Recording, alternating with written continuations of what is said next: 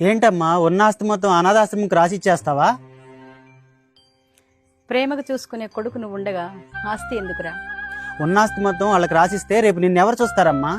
ఒక్కగానొక్క కొడుకుని నన్ను కాదని ఆస్తి వాళ్ళకి రాసిస్తావా? రేపు నీకు ఒంట్లో బాగపోతే వాళ్ళు వచ్చి చూస్తారా అమ్మా? ఇదేమన్నా పద్ధతిగా ఉందా? అలాంటప్పుడు నన్ను ఎందుకు అన్నావు?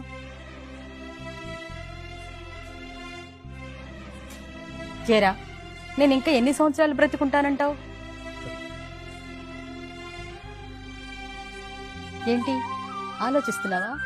ఇంకా 25 సంవత్సరాలు ఉంటానంటావా? సమాధానం చెప్పురా. అవును, ఇప్పుడు ఎందుకు అడుగుతున్నావు? అయితే నన్ను సాకటానికి ఆస్తితో ఏం పనిరా? అమ్మా, ఏం మాట్లాడుతున్నావు అర్థమవుతుందా నీకు? దేనికైనా ఖర్చు ఉంటుందమ్మా, అవసరాలు కూడా ఉంటాయి. నీకు ఉద్యోగం ఎప్పుడొచ్చిందిరా? 28